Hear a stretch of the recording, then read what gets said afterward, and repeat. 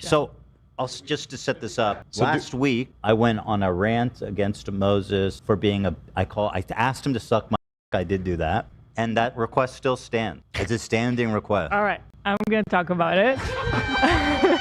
So if you guys remember on the Howie episode, he asked us about it because he was like, I don't like seeing that this family is not talking to each other. You want me to pull that stamp up? No, wait. So in that conversation, I feel like for the first time, I put it out there that I'm maybe willing to open that door and like see what could happen, because for me it's always been closed. It was like I need this distance between us and I cannot entertain this relationship, and I was dealing with a lot of frustration over the time. It's really annoying. I don't like it, but I was like, maybe I should think about it, and I was willing to put that out there to see what happens. And then what really hurt me to see then following after that is that what he chose to send to my mom was the clip of Ethan saying, what if your family member is an asshole? And how he said, that's fine. Then you say, you know what? I love this asshole. Something like that. That's what he said, which, by the way, to me, actually seemed like a really good point. I thought it made a difference for me because that's kind of an interesting way to look at it. Like, yes, let's all just say it. You're an asshole. Let's move on past that. But anyway, I thought it was a good point. You love this asshole. There you go. It's a spectrum of assholeness. How wide of an asshole are we talking here? Either way, he chose from that to just take this moment and send it to my mom, like, look at what they're doing, look how they're talking about me. And then my mom went into a whole breakdown, just like the endless cycle that he keeps doing with my family. And when Ethan saw that, then Ethan came on the show because it was the same day of the show, and he was upset. And then that led to the rant that you guys saw of Ethan. It's just been endless, and we're all so over it. And I feel like, I guess I can update you guys that some of you guys were worried that maybe we will reconcile and you'll see us reuniting. So don't worry, because it's clearly not gonna happen. It's done. It's not gonna happen, and I got my answer because I put it out there and I was waiting to see which way the wind will go, and it went in a very direct way to shutting it all off, and that's the end of it. Let me show the original clip and then what he sent, because I want you guys to see what a snake, because anyone who's left defending it, which I know there are some people in the Trisha fandom who are, let me just show you what a snake this dude is. I did. I watched the poker thing, and then I saw Tana trying to... By the way, it's like every time someone asks me about them, you can't send it to like, and say they won't stop talking about me. Like, we do a live show, so I can't be like, you know what I mean? Like, it's like, I'm going to answer it. I'm an upfront guy. And I've explained that. And I'm sure people ask them all time. I've explained that to them. I explained it to everybody. And so the fact that after this, which to me was opening the door, after this, he still chose to do that. That was just like, honestly, a slap in the face. I don't know how to call it. I was amazed, by the way. I have to say, when the door is shut close. When you had said you would consider it, I was like, what? I honestly don't. As I was saying it, I wasn't even sure if I'm really ready for it. But it's been exhausting, and so I was like, I don't know. Maybe I need to reconsider everything. I don't know. So I honestly don't know. But first of all, I know now. Totality. Get you to do frenemies again. Yeah. And then that's why and maybe you don't want me to bring it up, and you can tell me to stop it. That's why you asked us. That's why I asked. I said not only hopefully there's a frenemies reboot, but I'm very concerned that you don't talk to your brother. That's very important to me. I think as I love how important it is to Moses to Howie that you and your brother talk. But I don't know if I'm overstepping my bounds. No, you're not. In telling, I just think that, hey, listen, you don't have to be best friends, but you should not have animosity or any negativity toward a family member. You can just. And I never thought that I would be in a situation like that. But you are. Right. So can I do anything? Normally I would shut this down completely and immediately, but I feel like it keeps coming up, like, and every time people see us, that's the first thing they ask. So. Doesn't your mother say it to you? Well, my mom. Obviously. Obviously. Well, I'm just telling you as a parent. I have 3 children and grandchildren. Yeah. If two of my kids were not talking, it would break my heart. Right, and that's what my mom tells me. Being a lot older than you, I just don't want you to. And I don't even know him. 69. Oh, yeah. This was really a lot for me, and I was kind of like anxiously waiting to see what will happen, what will follow it. If he really wanted to put the family together, there was a chance here for sure. So I'm going to get to the point real fast of what he said. Both involved in it, Ethan. We need an outsider. When I first met you, I met you in Malibu. Details, I started talking about he'll have to it, and people got himself. mad at me. Your audience got mad at me because I said to Ethan, you don't talk to your sister-in-law, and you don't talk to your family. Mm-hmm. The part where he says, the part, yeah.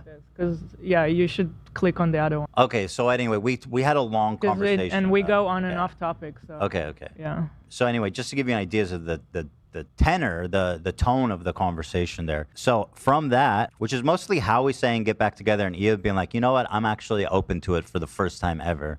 Here's the TikTok that Moses sent his mom. People go, oh, he has a right to confide in his mom. Is that what he's doing? Yeah, this is not confiding. This is manipulating. This is the clip he sends her. That is family.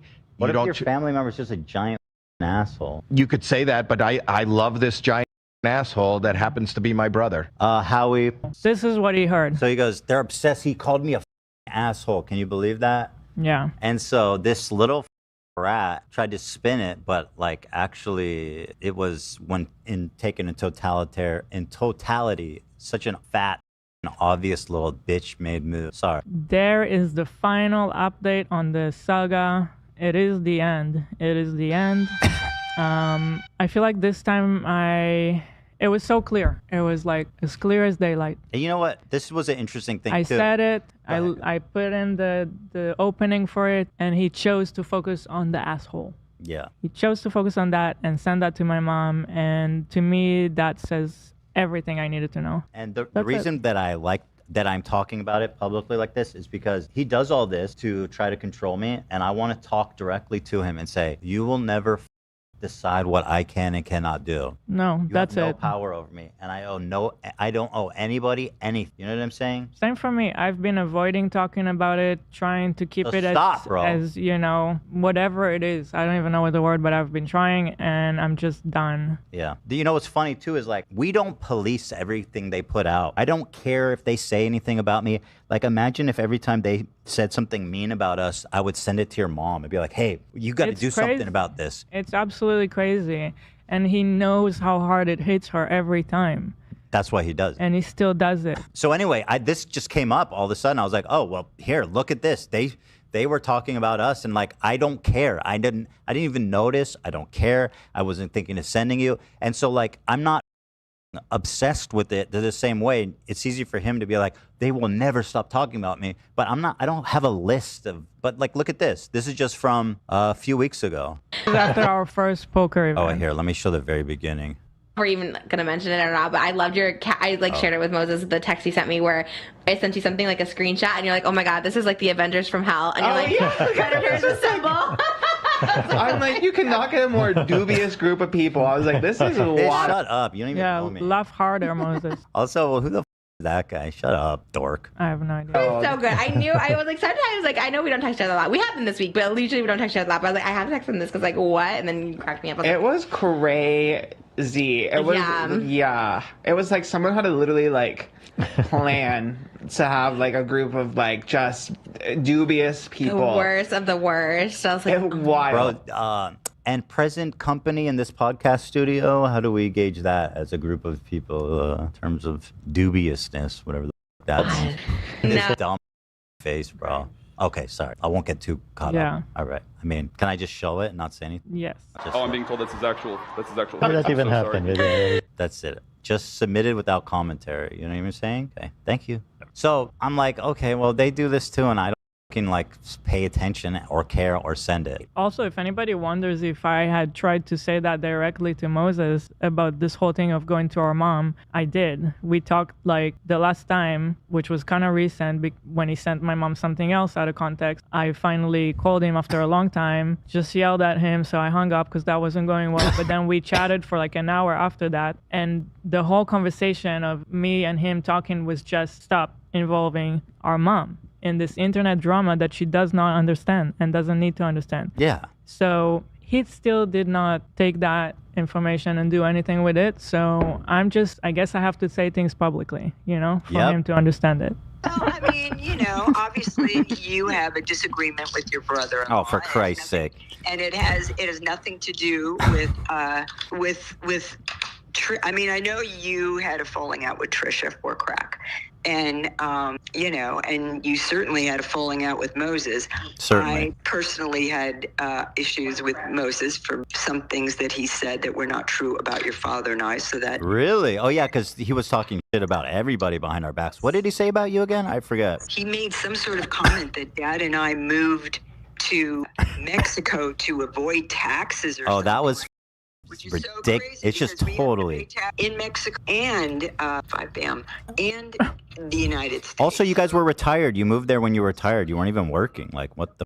And nobody ever told him that. That was just a straight up, completely fabricated lie, which he was doing about all of us, we learned, which is one of the reasons I was like, oh my God, this guy who I've been close with all these years, I don't actually know him at all. It's very strange that he would say something like that. It was very hurtful. Yeah. That family. Yeah, someone you had spent time with. Wait, I might want this. Hold on. What do you got? Whisper it. You talking to me? Yeah, whisper it. What do you have? I can't whisper it. They're sitting right here. They can't hear. They're hard of hearing. They can't hear. No, then I'll give away my hand. Is it good? No, it's not.